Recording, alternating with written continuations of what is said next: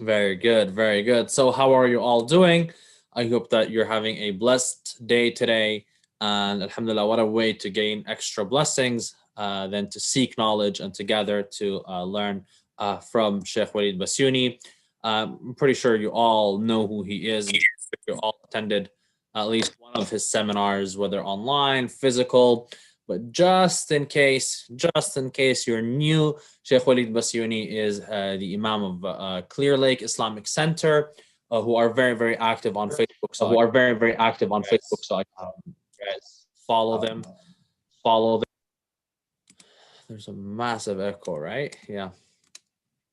So you could follow them there, inshallah. And also, he is director of Texas Dawah Convention, mashallah, and he is a member of AMJA Fiqh Council. So, with that being said, I'll just wait until the sheikh is ready to turn on his camera, and inshallah, we're going to be ready to go with the questions. We're going to go first with the questions from the live ask.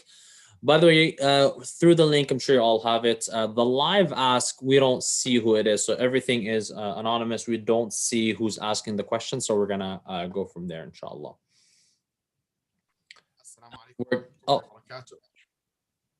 Wa alaikum assalam wa rahmatullahi wa barakatuh, Sheikh Waleed. So nice to see you, mashallah. Beautiful background.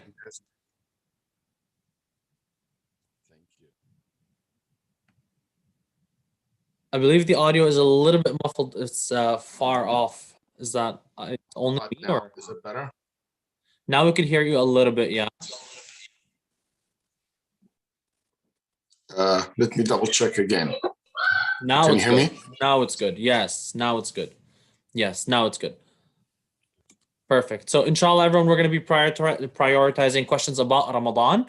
And then if there's extra time, we're going to answer the rest of the questions. So Sheikh Waleed, once again, lovely to see you. Jazakallah khair for the time and effort that you put in. And we are ready to begin. And it is my pleasure to be with you guys today, answering the questions, whatever I can. And I know I will, inshallah, be happy to answer. I would like to say, I would like to say that we are in a great opportunity that Allah subhanahu wa ta'ala have given us the time, ability to be here, witness. We ask Allah subhanahu wa ta'ala, as He allowed us to witness the beginning of Ramadan, that to be able to continue this month with good deeds until we end it. And Allah subhanahu wa ta'ala accept from all of us. Allahumma. I'm not sure. I'm kind of distracted. I keep hearing. Is the sound clear? Not anymore. It keeps on cutting in and out, Sheikh. Okay, so because Bluetooth earphones or something? Yeah, my earphone is just keep connected, disconnected. So I hope now it is better. Yeah, or if you want use the classic ones, man. We can't go wrong with that. But we'll see. No. We'll see how it goes, inshallah. So we'll begin with the first question. No, again, man, hold on. Hold on.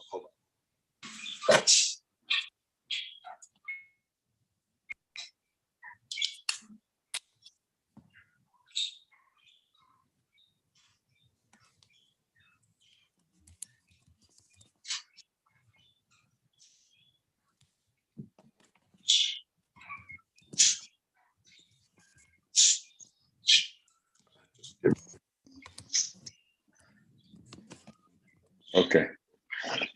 I think it should be now good. Yes, now it's good, inshallah. We'll see. We'll keep on monitoring, inshallah, and see how it goes. So, Bismillah, let us take a look at the first question, Sheikh. Okay, so this is, we're going to start with the questions from focused on Ramadan. Does masturbating invalidate fasting?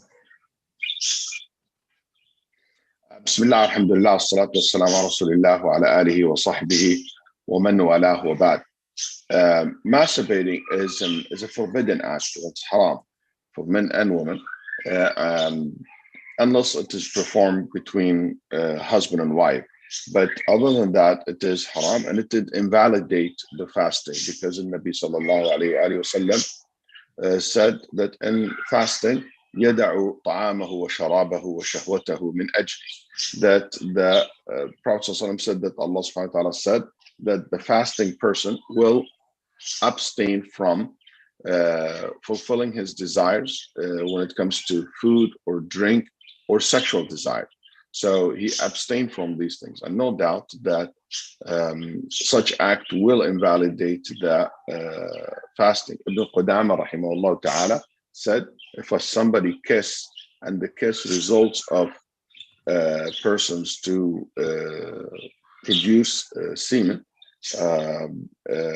in this case, he said, I don't know any disagreement that his or her fasting is invalid. So, and the majority of the fuqaha will agree on that. I don't think there is an agreement on it, but that's the vast majority. And it is the position that goes with the ahadith and the meaning of siyam. Yes. Jazakallah khair, Sheikh. And by the way, we're going with the questions in the order that they were submitted. So we're just going to go with that order. So that determines No problem. First and second, inshallah.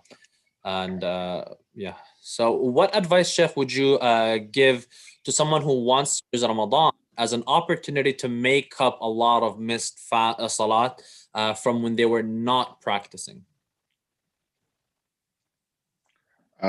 First of all, the person should repent to Allah subhanahu wa ta'ala, sincere repentance. And sincere repentance, it means that the person regret missing the salah, that the person commit to be praying on time, and the person will have the intention that never ever to go back to such state where the person abandons the salah. As for this salah that the person missed before, that person does not need to make it up, because he abandoned it or he left it intentionally. And in such case, there is no makeup for it. The only way to make this up is by repentance and by committing to your salah right now. Then to add extra volunteer prayers. So my advice to you, brother or sister who asked this question, is to make sure that you care for the Taraweeh prayers and you pray your daily Taraweeh prayer, and to add extra prayer in the daytime, like a duha.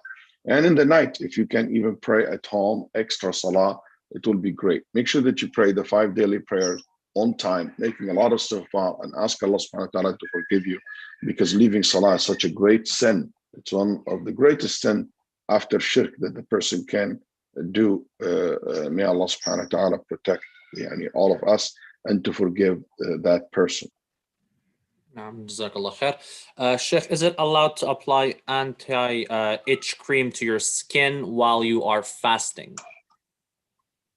Yeah, any type of cream that observed by the skin, it is allowed, unless that cream is or that material that observed by the body through skin, it has nutritions in it, or it has it's like a substitute to food or drink. Like, for example, the smoking patch, the nicotine and the effect of it is the same as you smoking or you drinking or consuming, getting coffee to get alert.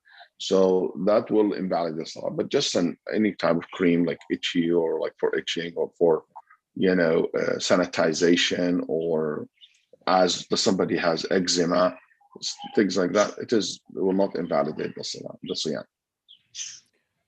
Okay. And here another question about inhaling. It doesn't matter what kind of cream, if it's coconut cream, if it is almond cream, if it is any type of cream, shampoo, conditioner, you put in your hair, anything that it's not food, it's not take the same meaning of food or drink. Yes. Okay. So can countries where fasting is long perform iftar according to Mecca time? Some people say it is allowed.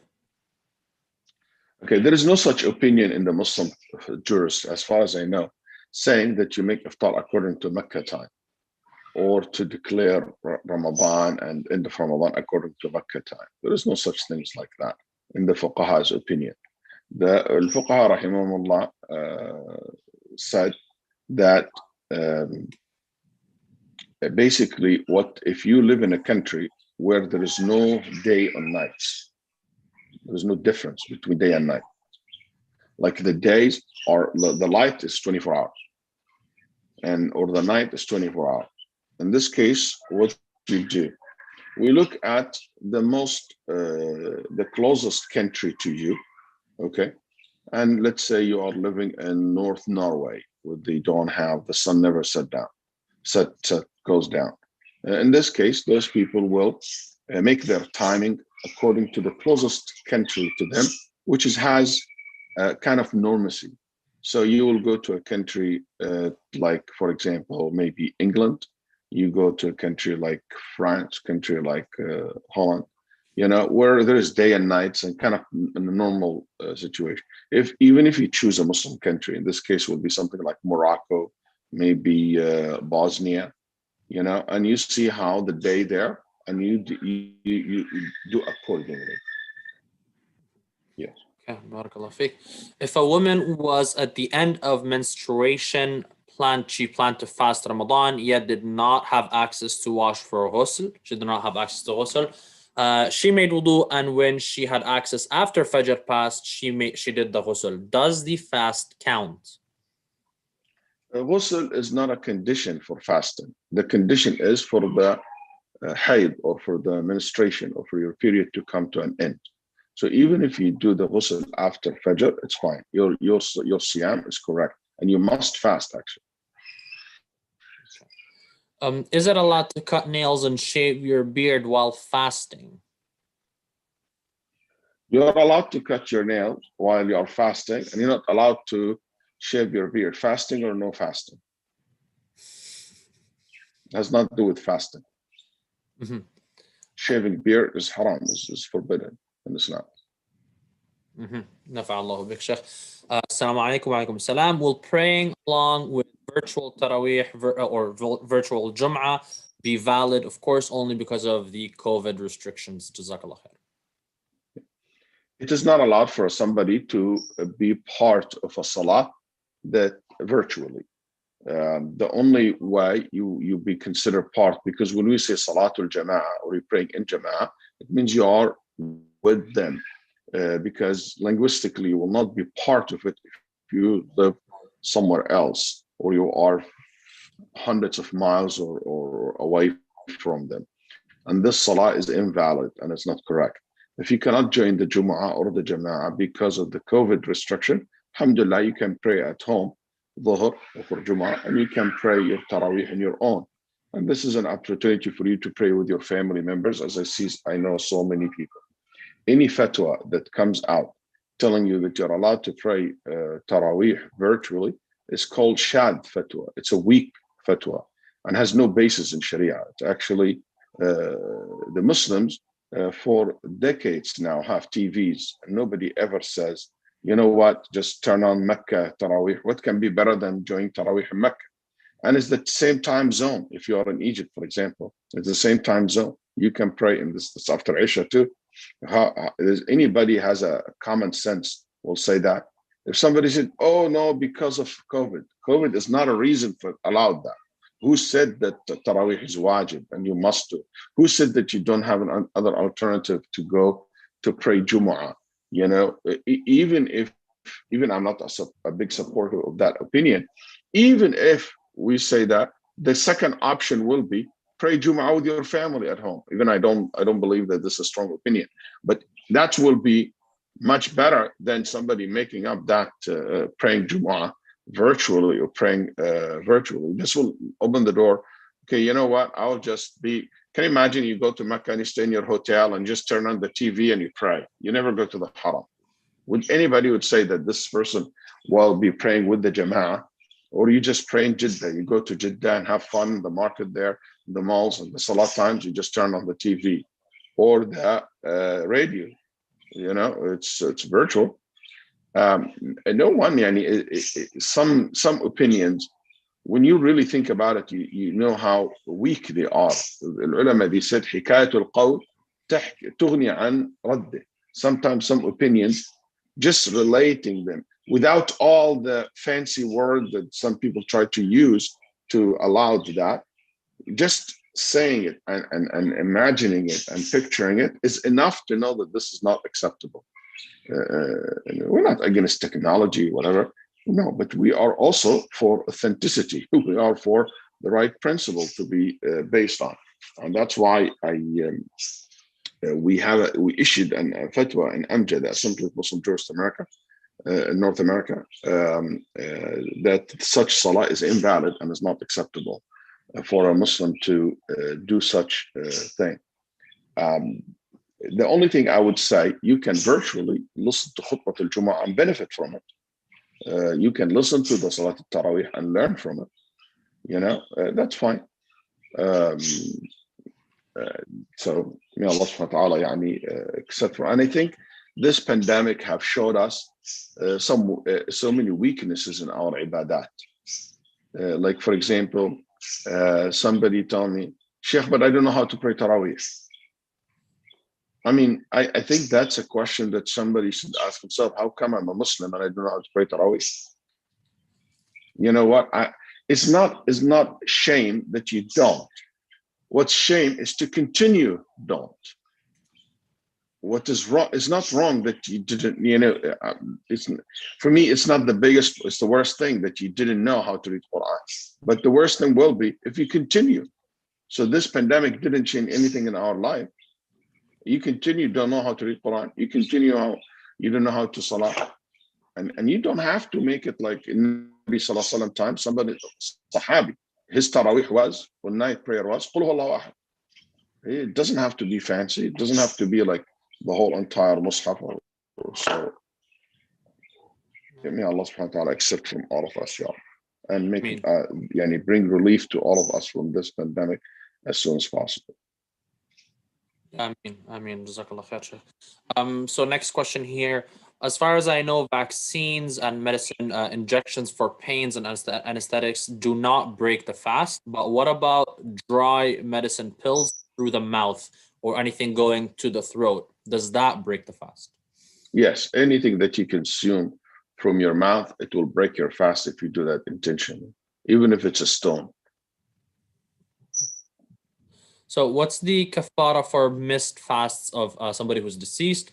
Can we give groceries to poor people instead of feeding the poor?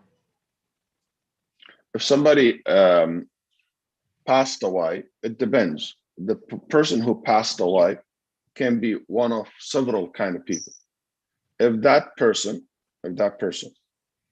did not fast because of permanent reason, like permanent illness, he can't fast. Like somebody was his cancer, diabetes, blood pressures, heart problem, he has to take medication, blah, blah, blah.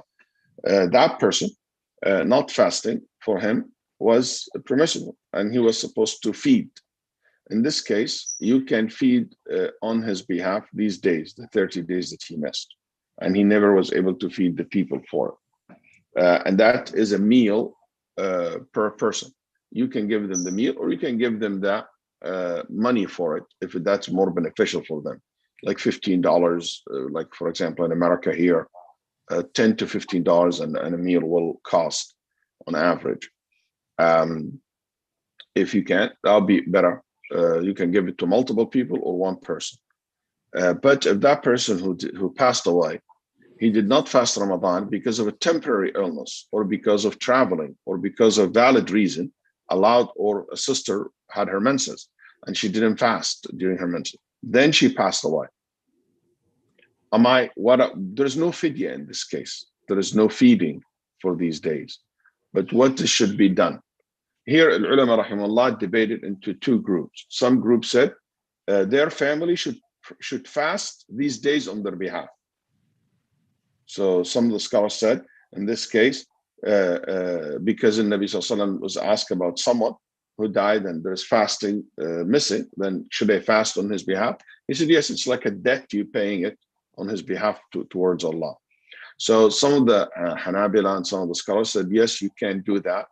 And you can fast, and you should fast these days on that person's behalf. This is 7 days, 6 days, whatever, you fast on their behalf. Others scholars said no, because fasting was not actually obligatory on the person.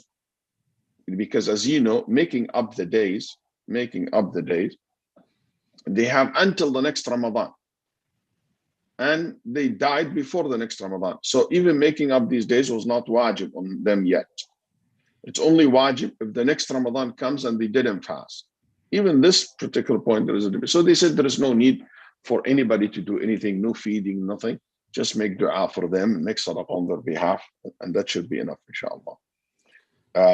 Personally, I lean towards the opinion where you just can make dua for them, still far.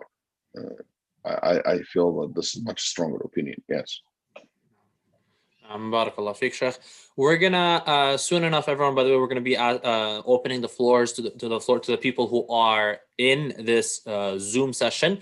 So after, I'm gonna ask like maybe one or two questions, and then I'm gonna ask you. We're gonna do it, of course, first come first serve. You just have to raise your hand. You click the button, the reaction. Raise your hand. It would be really nice if you have your camera on so that your questions are gonna be asked. Don't start raising your hand yet, Sheikh. Real quick. Does taking eye drops does that invalidate the siyam, the fast? Eye drops? No, eye drops will not break your fast, because eye drops will not lead to your throat. So no, eye drops will not break your fast. So those who have allergy, you could. Okay. All right, so I'm going to ask you all to start raising your hand if you have any questions. And while this is happening, Sheikh, we could squeeze in another question from the live ask. Somebody, Sheikh, who came to the masjid and they missed Salat al-Isha, what do? Do they pray Isha alone while Taraweeh is being led, or do they join Taraweeh, the Nafila, with the intention of the Fard of Isha? What do they do? If somebody came late and already the Jama'ah praying Taraweeh, you should join them and you pray Isha with them. It's not a condition for your intention to be similar to the intention of the Imam. You can pray two different prayers, and there is plenty of hadith to support that. Once the Nabi sallallahu alayhi wa sallam prayed Fajr and somebody came late. Then the Nabi sallallahu alayhi wa sallam said, "Man yatasaddaqu ala hadha?" Who can join this person in prayer? And it will be like a volunteer prayer for you, like a donation. Then one of the Sahaba did. So now the Sahabi prayed with that man with complete two different intention. One of them was praying Fajr and the other one was praying just Sunnah. Another incident, Mu'adh ibn Jabal. He used to pray with the Prophet sallallahu alaihi wasallam, and he will go back and lead his people. And he just prayed Isha with the Prophet sallallahu. Then he prayed with his people volunteer prayer. So the strongest opinion among the scholars that there is no condition. It's not a condition for your intention to match the intention of the person who is praying behind them. So you can be praying Isha and they are praying Taraweeh. That should be, inshallah, the best way. I just really don't like when people come late to masjid and then what? They start praying another Jama'ah while the Taraweeh going. So the voice of the second Jama'ah interrupt the first Jama'ah, and it's a mess. So I don't like that, and I don't agree on that. In worst case scenario, you can pray on your own and you join the Jama'ah afterwards. But the best is to pray with them Taraweeh. When the Imam says Assalamu alaikum wa rahmatullah, you stand up and you pray 2 rakats. Yes, I'm proud of these young girls who are watching me. MashaAllah. Assalamu alaikum. I can't see the name. What is Sarah, name? I believe. Sarah's daughters, I believe. I'm proud of you guys. Assalamu alaikum, guy. Assalamu. Do I see? Oh, okay. Sorry, my phone is just small, so I can't see everybody. Yeah, and also I have Ahmed. Ahmed, how are you doing? Nice. I like you. All right, mashallah. So, Sister Mariam, you were, I believe, the first to raise your hand. And I know this is streamed on multiple pages on Facebook. So if you want to be amongst those who are able to ask questions live in this Zoom, all you have to do is register through the Ramadan360.org Ramadan360.org, and you'll be able to take advantage and ask questions for even future fatwa nights that we're going to have, inshallah. Sister Maryam, you could unmute yourself and ask your question.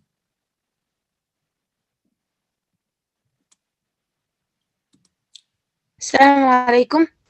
Alaikum assalam wa rahmatullahi wa barakatuh. Okay, so I have two questions.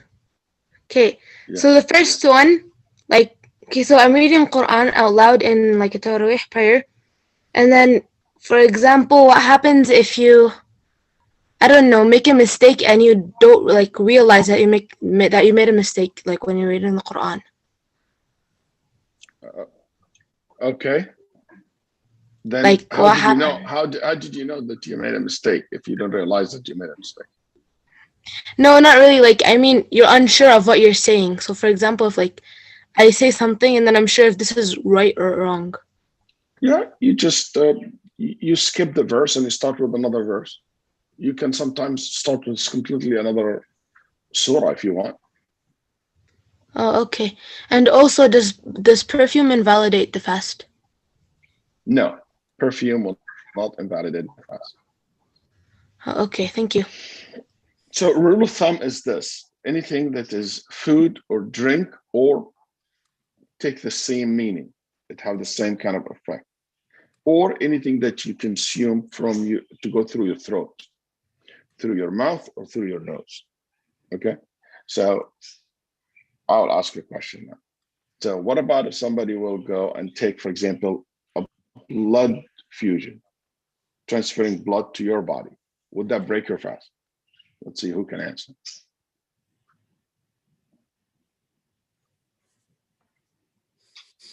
So whoever wants to answer, just please, I mean, if you raise just your speak up. Yeah, speak up. Yeah. Speak up. Yes, it breaks their fast. Why? Is that alpha? Yeah. Yes. Why alpha? Because it enters your body's cavity, goes through it intravenously. Yeah, because it's the same meaning of food. That's right. What food end up doing? Going to our blood cells, after all this process. So it's the same concept. That's why it break your fast, Okay. So here we have Sister Amatullah. Very good. Thank you. You were next, inshallah. You could unmute yourself and ask your question. Assalamu alaikum wa rahmatullahi wa barakatuh. Wa alaikum assalam. I just have one question about the Fajr Sunnah. Now in the West, there is no masjid that you can't hear the adhan from the masjid, so we just go off of our phone. How do you know what time you pray that to before the Fajr Salah? Jazakumullah khair. Fajr Salah is not based on the time of the Iqamah in the masjid. It's based on your Fajr Salah. So you pray the Sunnat al-Fajr before you pray your Fajr prayer. So, okay, it doesn't matter. Let's say you pray Fajr at 6:30 and the masjid, they pray Fajr at 6:10, okay, or 7, whatever. So the Sunnah has to do with your Salah, not the masjid Salah, or not the time of the Salah in the masjid. They are not connected. The main thing is that you pray your Sunnat al-Fajr before you pray your Fajr prayer. And as for the Adhan, if the Adhan is called for Fajr, you can pray Sunnat al-Fajr. After that, you pray the Fajr prayer. And I would say sometimes you are tired. Like today, I was very tired at Fajr prayer. And the shaitan comes to you and said, hey, just pray Fajr and go to sleep. I just want to make sure that, don't miss out. Nabi sallallahu alayhi wa sallam said, rak'atay al-Fajr, the 2 rak'ah of Fajr, which is the Sunnah before Fajr prayer, khayrun min ad-dunya wa ma fiha, better than whatever in the face of this earth. It's better than anything that in this earth. So that's a huge, can you imagine what's in this world? Can you imagine how many palaces, how many bank accounts, how many banks, how many gold, silver, kingdom, all this will not be equal to what you will get in the day of judgment or when we go into Jannah, inshallah ta'ala, because of the 2 rak'ah of al-Fajr. Who want to miss that? Jazakallah khair. Yeah, inshallah. Allahu Akbar, Allahu Akbar, mashallah.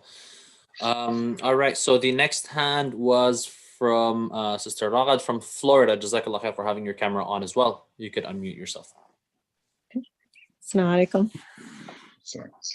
I have 2 questions as well.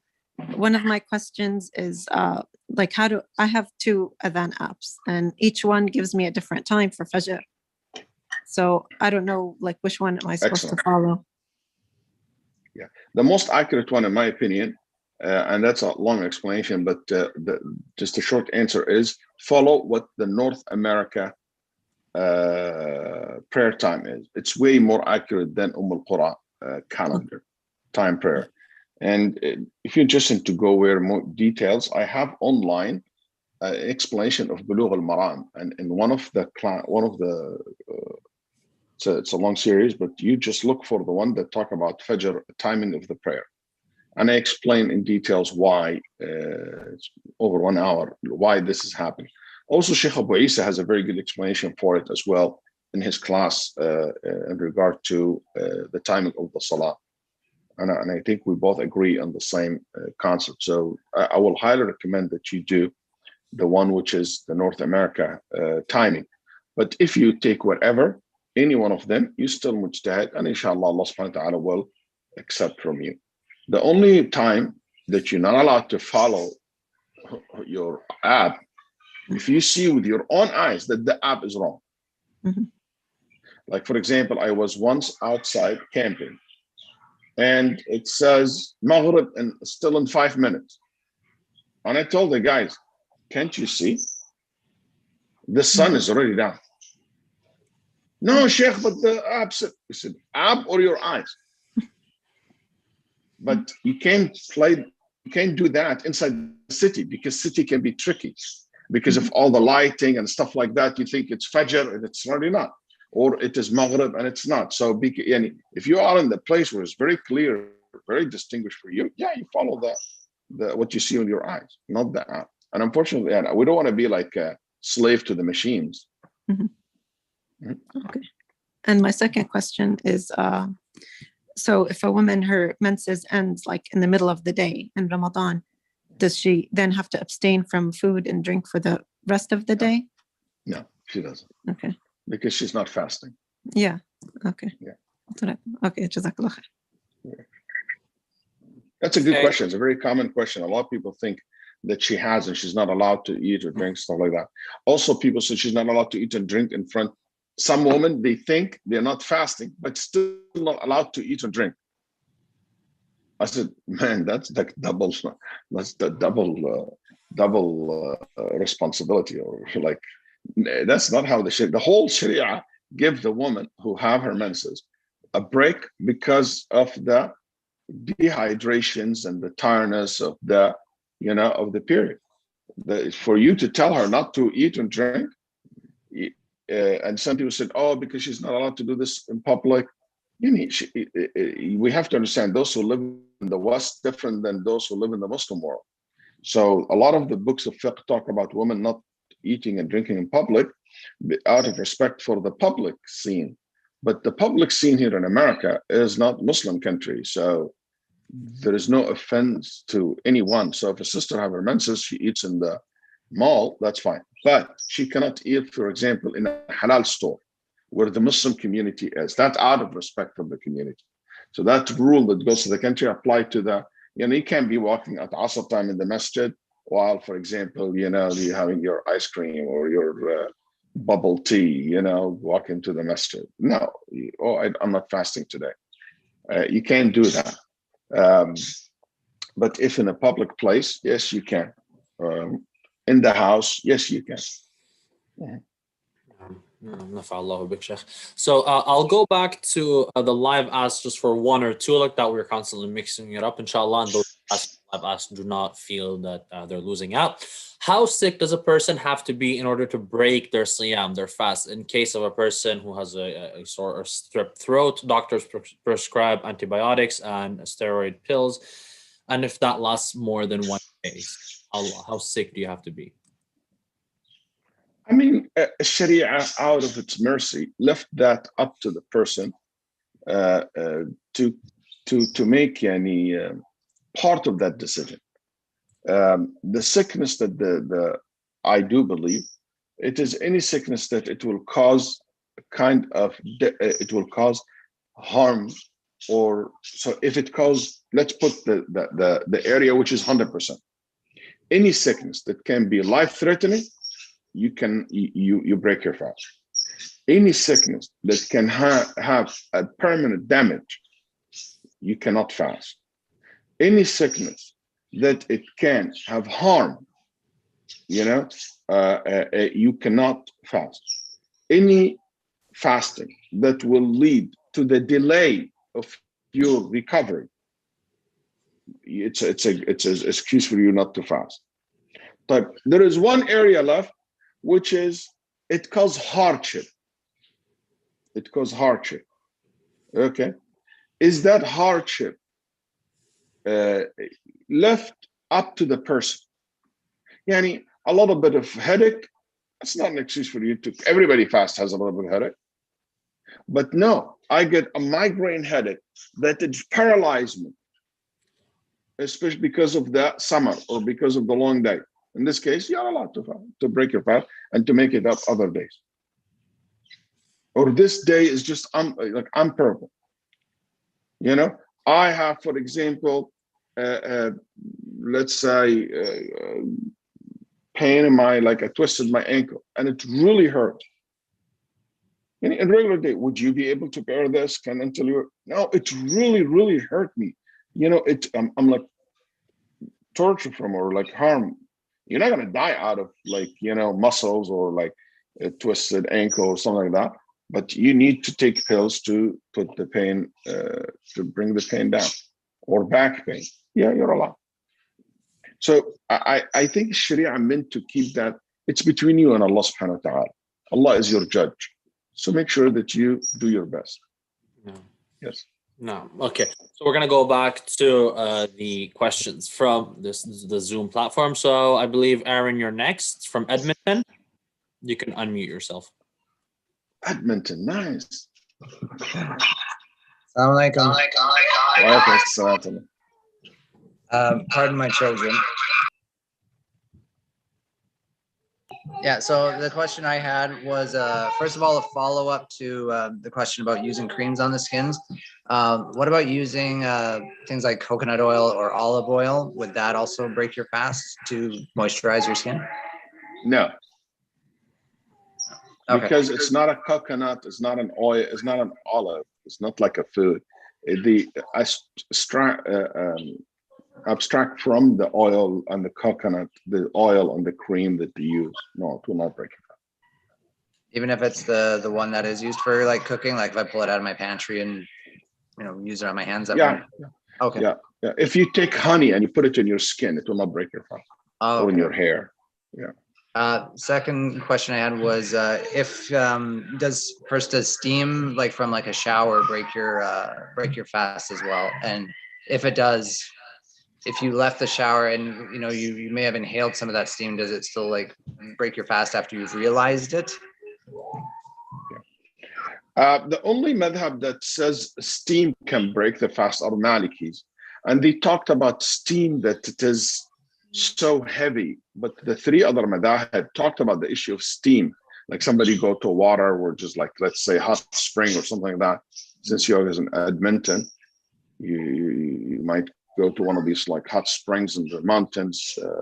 Would that break the fast, or steam sauna or anything like that?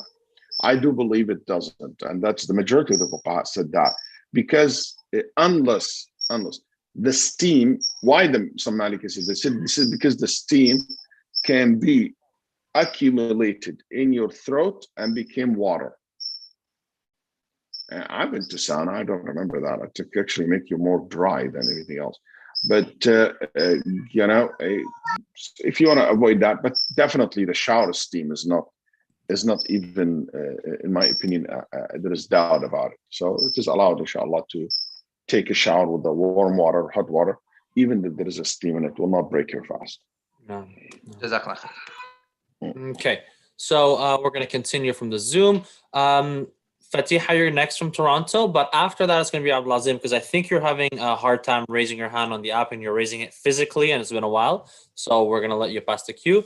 And just a pointer, when you ask your question, because we have a lot of questions, please, if you could jump into the questions right away, that would be appreciated.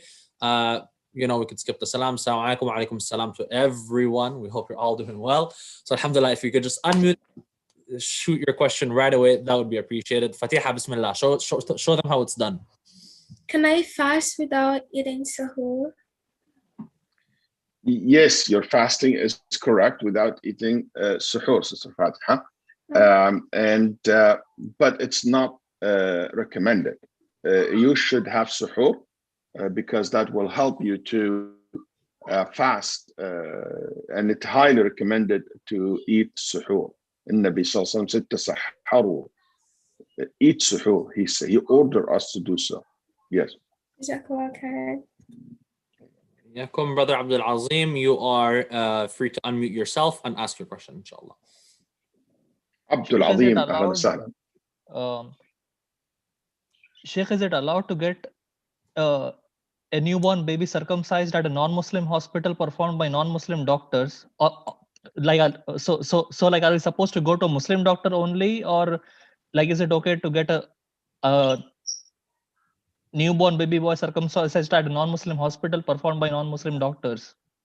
You are allowed to go to a non-Muslim doctors to perform circumcision in your boy, newborn boy, and you can go to non-Muslim doctors for any other medical reason. Absolutely, and this is something very common. In Nabi Sallallahu Alaihi Wasallam used Abdullah ibn Urayqit, who was not a Muslim, to guide him in his trip from Mecca to Medina. He used him. Also, if you look at the practice of Muslim through centuries, they always used non-Muslim doctors. And Ibn al-Qayyim, rahimahullah, in Bada' al-Fawaid, have talked about this, and he said, there is no proof to distinguish, and the Muslims been through time using non-Muslim doctors. Sufyan al-Thawri, one of the great scholars of Hadith, used when he take his urine, a sample of his urine, and it was given to a Christian doctors who looked at it, and he said, this person has this and this sickness, and he diagnosed it. Also, you have Imam Ahmad, rahimahullah, a Christian doctor came and checked him and visited him in his house. And there's plenty of narrations like this. So obviously, yes. The only time we would recommend a Muslim doctor when the doctor's diagnose or rulings will contradict with Sharia. In this case, we would like from you to ask a Muslim doctors just to make sure we still take his recommendations and treatment and stuff like that. But let's say he said, don't fast. You know, non-Muslim doctors, when it comes to a conflict between religion and medical recommendation, first of all, we say if you can look for a Muslim doctor, okay, who cares about, because there are some Muslim doctors, they don't care about Islam or religion. Just not being a Muslim, it makes them somebody he cares. He will tell you, for example, no, you still can fast, but take this medication in the night or before suhoor. He understands, but maybe a non-Muslim will not understand what fasting is and what it is. So if the non-Muslim doctor, not known to be anti-religion, because some non-Muslims, like, they don't even have respect for people's faith and religious, duties. They don't care about it. If this is what it seems to be, this somebody I will not take his opinion when there is a conflict. But no, he understands. Oh, okay. So he shows you that you respect your faith and your practice, and he tried to work with you, and you explain to him how this will work. And in this case, I'll take his recommendation. Okay. So my concern is, so my concern is, will they do circumcision properly or not? That's a medical procedure. It's a standard procedure. There is nothing special. Okay. It's a standard procedure. Yeah. Okay. Jazakallah khair, Sheikh. Can I say something? Hold on, I'll get to you soon enough because I know that I will go by the order, inshallah. So, Sister Amber, you are free to unmute and ask your question. Jazakallah khair. I'm actually asking on behalf of another sister on the group. She wasn't able to unmute. Fatima Beg is asking if there are no men, boys that can lead the salah at home. Is a woman allowed to lead the salah? That was her question. If her boys are less than 10, is the question, can you say the question again? Hold on. Yeah, sorry, I have to scroll back up here. Okay, if there are no men or boys that can lead the salah at home, is a woman allowed to lead the salah? Yeah, women can lead each other. Aisha used to lead women in salah. Salama used to lead women in salah. Yeah. She can be in front of them like the regular imam, or she can be lining up in the first lane in the middle. Both are okay. And if I may ask a follow-up question that I just thought of, so can the same be said for Taraweeh prayers? Any prayer. Okay. Any prayer. And maybe it's beneficial for you to know, what if I have young boys at home? Can they pray behind me? Yes. If they are less than 10 years old or cannot, they can pray behind you.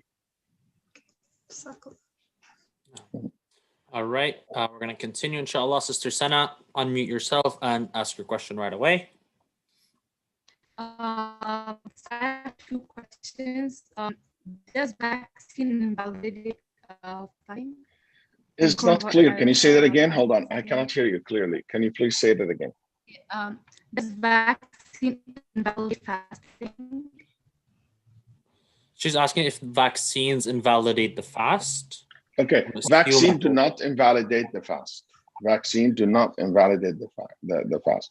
And please, if you're not vaccinated and you have your doctor recommend vaccination for you, take it.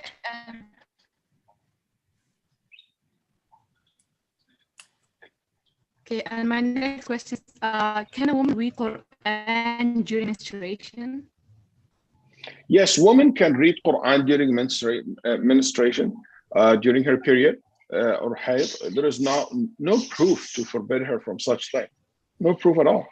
As men can read Quran without wudu too. And the idea that women cannot read Quran during haid is a weak opinion, actually. First of all, have any valid evidence to support it. It's only based on in a form of analogy, saying as the person who have sexual impurity or after having an intercourse cannot read Quran, women during haid cannot read Quran. And there's a big difference between the two situations. You know, haid continued for days, while the janaba can be removed in any time. Janaba can be removed, it doesn't last for a long time. Janaba can be removed in any time. And the haid cannot be removed until the blood stops. The janaba is something I occurred it, but haid is not. That's why women can read Quran, can hold the Mus'haf even according to the opinion that I think it is strong, even though it's not the majority opinion. But at least what you can do, you can read from your tablet. And that's, everybody will agree that this is not a Quran you're allowed to touch and to read from. So don't cut your relationship with the Quran just because you have menses. And Nabi Sallallahu Alaihi Wasallam told Aisha, your menses, your blood is not in your hand. You can touch things. We're not Jews. The Jews, the Orthodox Jews are the one who said women who have period, she's najis. If she touched something, it became najis. You cannot be with her in the same room, in the same house even. And we don't have that. Islam came to change that. Yes. No. Okay, so I'm gonna do one question from the live ask, and then we're gonna get back to Sister Shamim. So for a woman who is pregnant who chose not to fast, does she have to replace the fast and pay fidya? For a woman who is breastfeeding, chose not to fast, does she have to replace the fast? And so the questions were just repeated twice. So. Okay, no problem. If a sister is pregnant or breastfeeding, the first question is, can she fast? And if she can, is that put her or her child in harm or possible harm? If the answer is yes, or can cause the reductions of milk or not, or the milk to cut off because of fast. If the answer is yes, in this case, she's allowed to break her fast. But if the answer is no, she cannot break the fast. She must fast. She's 100%. Let's say you live in a country where or at a time, let's say you live in down under, okay, where now fasting is only 4 hours or 5 hours a day. Who said that this will harm the baby for breastfeeding? Or like woman, mashallah, she's very healthy, she's very nutritious, she's very hydrated. There is no harm for her to fast. Not just because breastfeeding, she just break the fast. No, only if that might possibly, even if the possible is a slim chance, still you have, but you know that there is possibility that it can harm you or the baby. In this case, you're allowed to break the fast. And when you break your fast for that reason, there is a debate between the scholars what you should do next. I lean towards the opinion, okay, which is the old opinion of Shafi'i rahimahullah ta'ala and Tawsa'i and one narration from Hanabila and others, that what you do is you feed miskin for each and every day. You feed a miskin a meal for each day. As I said before, you can give a meal, you can give the cost of the meal to one person or multiple people as you wish. And you don't need to fast it these days. Yes. No. All right. So we're going to go back to the Zoom platform. Next, I have Yashman from Puerto Rico. Puerto Rico, nice. So you can unmute yourself, Yasmahan. It's in my bucket list to go to visit. Inshallah. Where is Puerto Rico? Well, not here, so we're gonna skip to Sister Zainab and then back to check on our Puerto Rican sister. Sister Zainab, you can unmute. Omer, I'll settle for Dallas. Assalamu alaikum. My question is, what applies if a person doesn't know how many fasts does he have missed it in past? So what applies then? Question: why the person missed these fasts in the past? Due to medical reasons? Huh? Medical reasons? For medical reason. Yeah. And that medical reasons, when they had this medical condition, that they know that they will be cured from it? Yes. Okay. The new. Okay. So in this case, the person goes with their best guess. So let's say, I'm not sure if it is 20 days or 30 days. We go with 30, the safest side. So they do their best. Alhamdulillah, Allah subhanahu wa ta'ala, inshallah, forgive them if they made a mistake. Yes.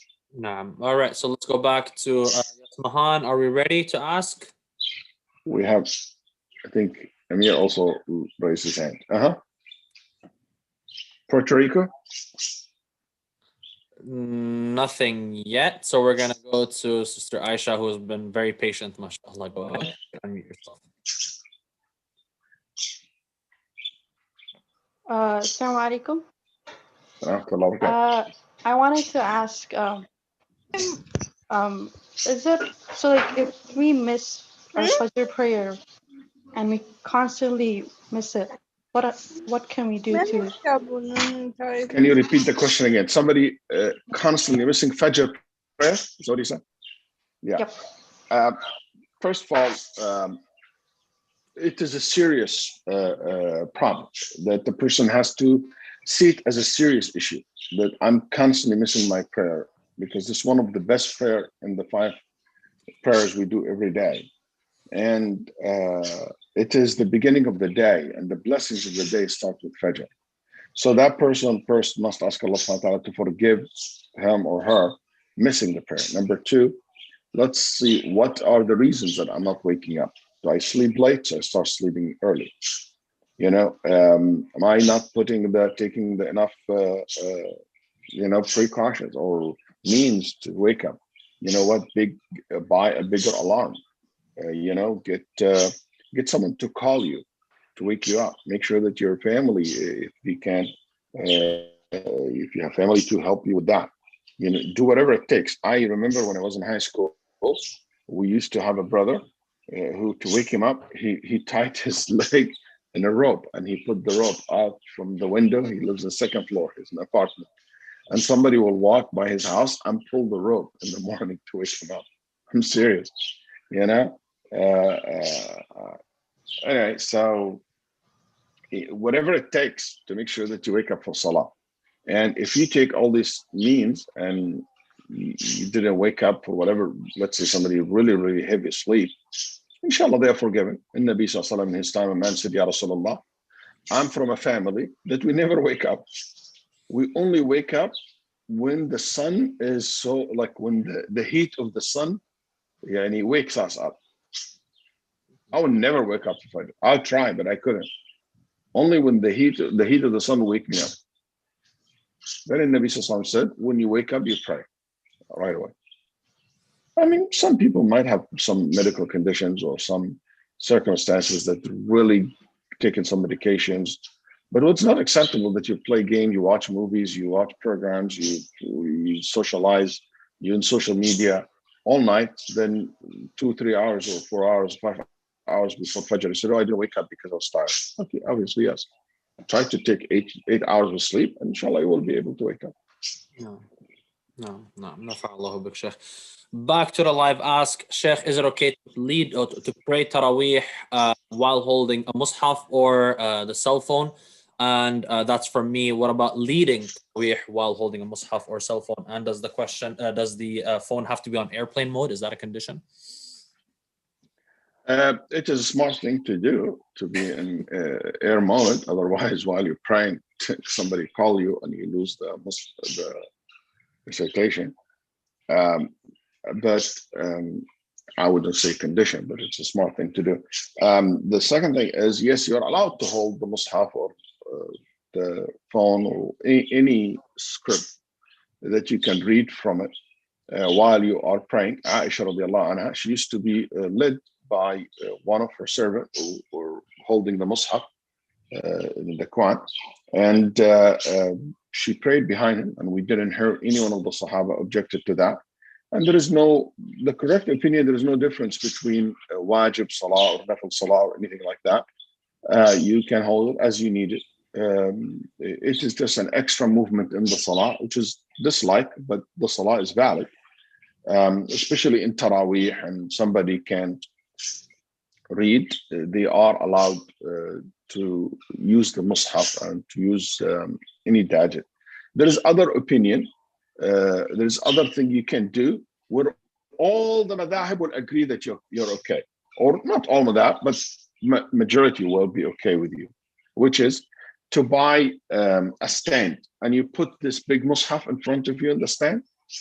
Okay, so you don't really flip pages or you move your hand or anything like that. You read with your eyes from it, and that will make you, a lot of them, in this case, a lot of the scholars will allow such so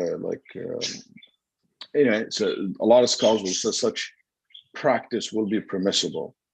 Also, there is another thing I want to add to this, which can be beneficial for my brother and sister who don't speak Arabic.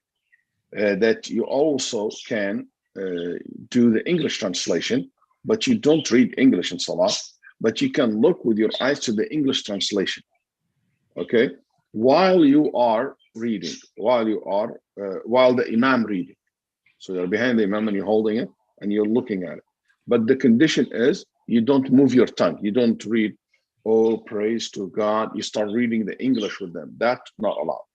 But you just with your eyes looking at the meaning of the words that he is reciting, so you can connect with the Imam. That's allowed. And ulama rahimahullah talked about this, and they have fatwa in regard to, is it a person reading from a mushaf and there is tafsir, like explanation of the words on the side? Can I look at these words? They said yes, as long as you don't read you don't read the tafsir, but you look at by your eyes to understand what's that word mean. And among the mashayikh who said that, Shaykh bin Baz rahimahullah, and the Hanabila talked about this long time ago. So similar to that will be the English translation, because it's just giving the meaning of the words to non-Arabic speaker. And hopefully that will help you to enjoy the salah too. No, that's really, really interesting point, mashallah. All right, let's do a last checkup. Asmahan, Puerto Rico, are we there? Anybody there? Assalamu alaikum. Inshallah. Wa alaikum assalam wa rahmatullah. I'm calling about, I have a son that is type 1 diabetes and he wants to fast. So he's on insulin. When the sugar goes low, then he gets a little bit honey. And when the sugar goes high, he drinks water. So, but he's abstaining from food. So I don't know what to do. I'll consult a doctor. If that's not safe for him to fast, I wouldn't. But insulin will not break his fast. And there is debate. I lean towards that insulin will not break his fast. So even if you take an insulin shot, he should be fine. If that, but when the sugar goes low. Yeah, I know. Yeah, I know. But tell him this, that if it's not safe for him to fast, especially when it's long days like these days, Allah subhanahu wa ta'ala reward him exactly as if he fasted. Let him enjoy Ramadan by doing other things like salah, sadaqah, ibadah, depends how old he is. So just let him know that he get the full reward, inshallah ta'ala. Barakallah feek, Sheikh. So could we do maybe another 15 minutes or so, Sheikh? Are you going to be okay with that? I'm good. I think there's somebody who was raising his hand earlier in the screen. Yeah, Amir.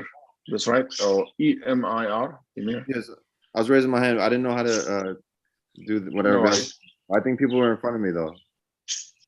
Okay, just Amir, go ahead, Amir. Go ahead. No, okay, Bismillah. I forgot my question. Oh, is it far to get the COVID vaccine? And if somebody were to get it and you transported it to somebody because you didn't want to get the vaccine, are you sinful because of that? Like, say I go to visit my grandmother, God forbid, and I give it to her because I didn't refuse to get the vaccine. Am I sinful for this? I'm worried if the person do negligence, yes, he take the burden of it. And like some of these vaccines, like I'm not here to advertise, there's no business actually. It's free, especially in America here and most of the world now, like Moderna or Pfizer. Like it's very, very, very safe, much safer. I can promise you than many of the vaccines that you already.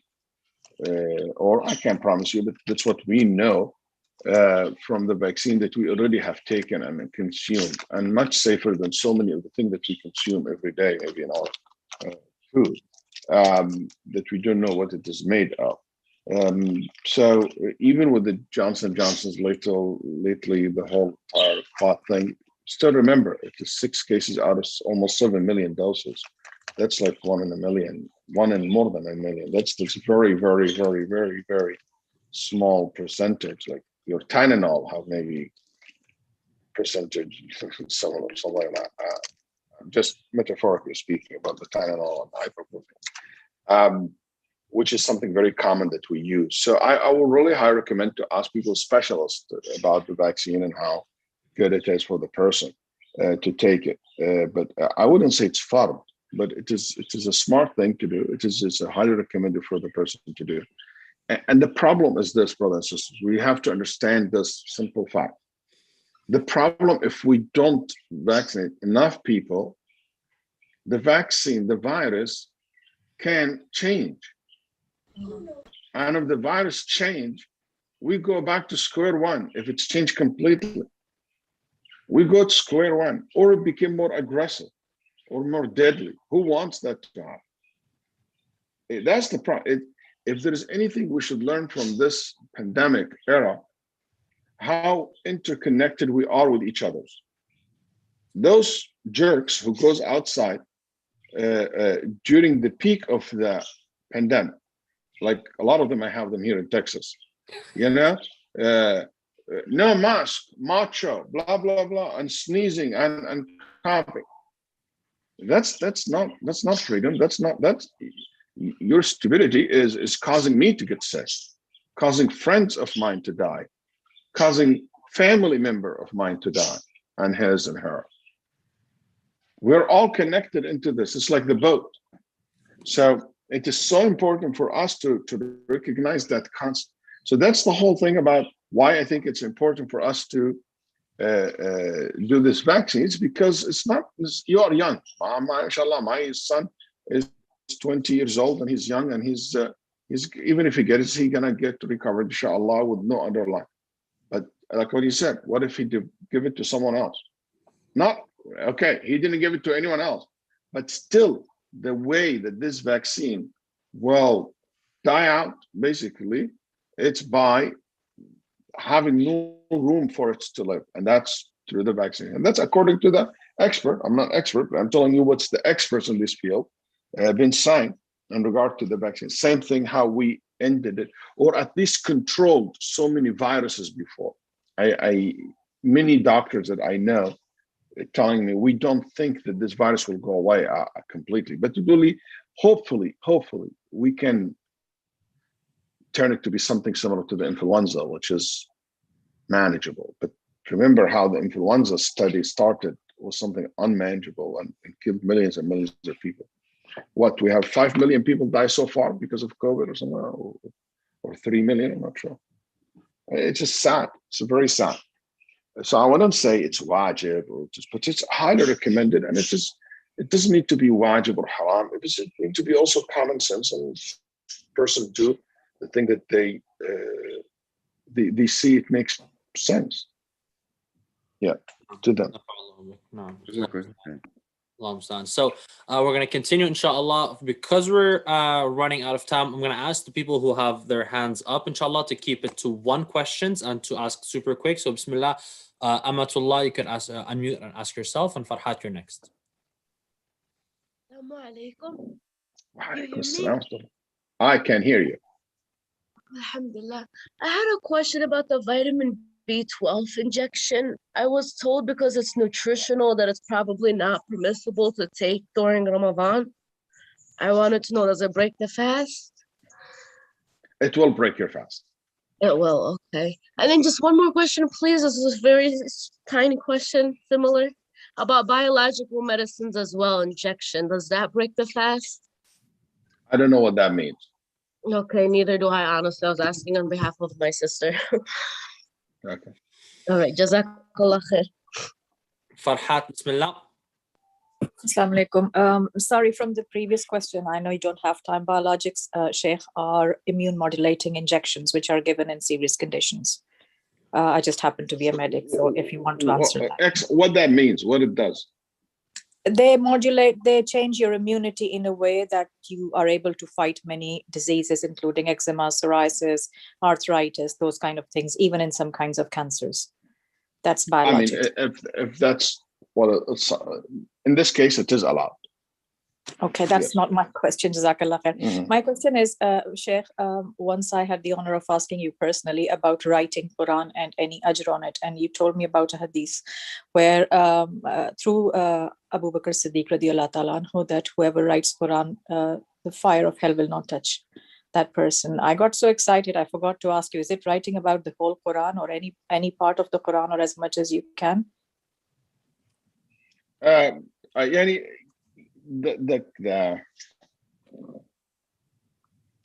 general rules in Sharia is like this. There is nothing like either 100% or zero. You see what I'm saying? So when you do something, you get the reward for it. When you do the whole thing, you get a bigger reward for it. Is there a reference for this hadith possibly? Because I searched and searched, I couldn't find any.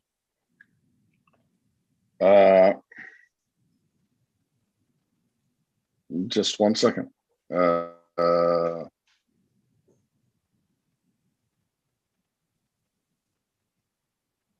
This is something I read when I was in high school, so it's kind of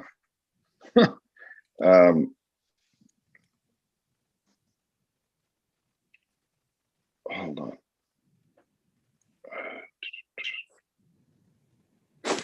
Yeah, I need to look it up. If you message me, I need to search it. Or Tiani, if I'm not mistaken, I will refer to somebody, to books of Al-Khattabi rahimahullah. Most likely that's where That's my memory is, but that's like a Jazakallah. very, very long ago. Any way to get But it's not a hadith from the Prophet, it's a narration. Basically,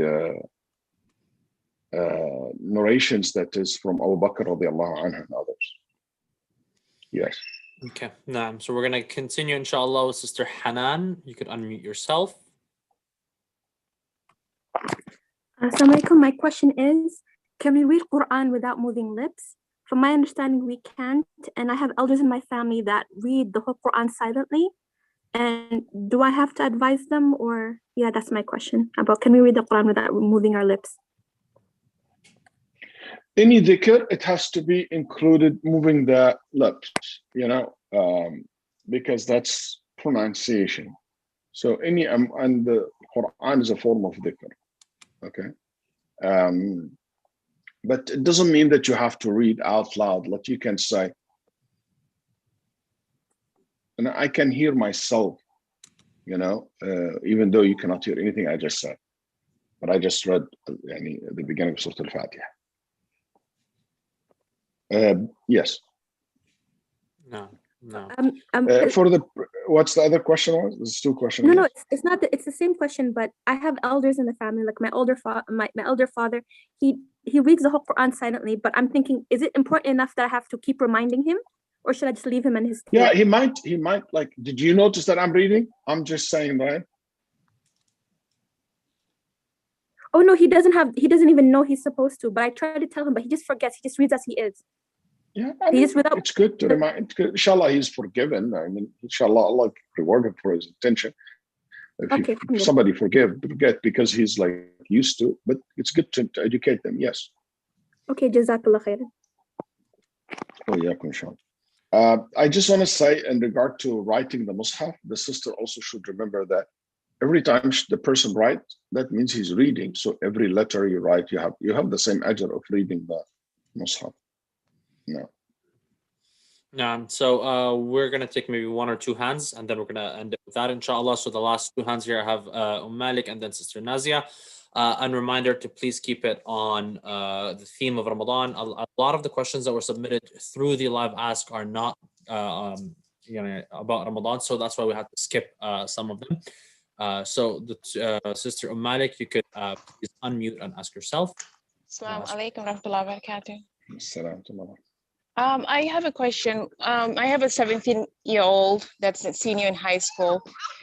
He's really struggling to fast and concentrate in school. He's in a special school doing computer science. How do I encourage? I've tried everything. Any suggestion I give, I feel like it's been blocked. And, sometimes I lose my patience that I feel like he's prioritizing school before God. But I just need encouragement, like what kind of tips I can give him. He gets a headache during the day that he's literally in bed all day. So I told him maybe the first week when he goes by, it will get better, but I don't know what to do. Definitely, it gets better. Definitely it gets better after the couple of days, but also encourage him to get hydrated. Like make sure that his suhoor right before Fajr. I don't know where you live, but if you live in Jersey, in America, yeah. Jersey, okay. Yeah. So Fajr is not far away from the time of school. Like my kids finish suhoor, finish Salat al-Fajr, they're ready to go to school. Okay, so we're all in the same boat. Make sure that they drink coconut water, or things that get them very hydrated. My kids play soccer too. And they have tournament while they're fasting. So, and they have the class. I really feel for them. And you have to make sure, sister, you make your son understand that you feel his struggle. Don't dismiss his feeling. Don't dismiss his struggle. Validate it and tell him that's why Allah reward you more. That's why, and remind him of the virtue. And the Sahaba radiallahu anhum, can you imagine they used to go to the battlefield? They used to do this. They used to do that while they're fasting. And that's also underline another bigger issue with the teenager in general, that we need to make sure that their iman is strong and their priority is correct. That Allah created me first to worship him, not to go to school, not to go to work. It doesn't mean I don't go to school, I don't go to work. But the first responsibility I have in life is to worship Allah and to fulfill His command. Then after that things come. So this kind of conversation and inspiration, looking at other people, inshallah, hopefully Allah subhanahu wa ta'ala make it easy for him. And definitely, if he comes, yeah, you're welcome. And if he comes to a level where he is sick, like really, like he became exhausted and can't do it, he can break his fast and make it up later on. Yes, yesterday he had a bad headache. He broke his fast. All right, Jazakallah khair. But don't open that door because everybody has a bad headache. No. Okay. Yeah. And a last hand that we're going to be taking is from Sister Nazia. Bismillah, please unmute yourself. Does giving blood while fasting invalidate the fast? What do you mean giving blood? For what reason, Sister Nazia? For a blood test. It's for my mother-in-law. blood test. Blood test will not break your fast. A blood test will not break your fast. What can break your fast if you give a great deal or amount of blood, like to donating blood will break your fast because that will be the same as al-hijama, cupping. And then Nabi Sallallahu Alaihi Wasallam said, and the hadith is authentic, after the person who gives hijama is break his fast. Yeah, that's according to some of the ulama, rahimahullah. Some others will not even consider that break the fast. But I do believe that, and that's the opinion of Shaykh Baz rahimahullah ta'ala, that a good amount of blood, like a lot of blood, giving it will break the fast. But any small amount of blood will not break the fast, like the blood of like nose bleeding, just a cut in the hand, that will not break the fast. Or blood test. Jazakallah. Dentist, you got dentist, stop bleeding, that will not break your fast. Okay. All right, and that will be it for the live questions. The last question from the live ask, and that will be it, inshallah. For a woman who has who menstruates for more than 7 days, for like about 2 weeks, does she doesn't pray, nor does she fast during those 2 weeks, or is there a limit of 7 days? That's not normal. I mean, for a woman to have her period for 2 weeks, or not common, the least I can say. So it depends if this is her menses all her life, 2 weeks. It's kind of not a common, not something I heard before. But I'm worried that she does not differentiate between the menses and bleeding, because if her menses can be 7 days or 8 days, but she starts to continue bleed. Continuous bleeding is not menses, so it doesn't take the rule of menses. So if I can't answer the question because there's a lot of details I have to know. Is this a regular period? Is temporary? So I'll advise you that you talk to someone specifically to take more details. Jazakallah khair, Sheikh Waleed Basyouni, for the extra time even that you gave us for this, our first Fatwa night. It's not going to be our last for this sacred and blessed month of Ramadan. Alhamdulillah.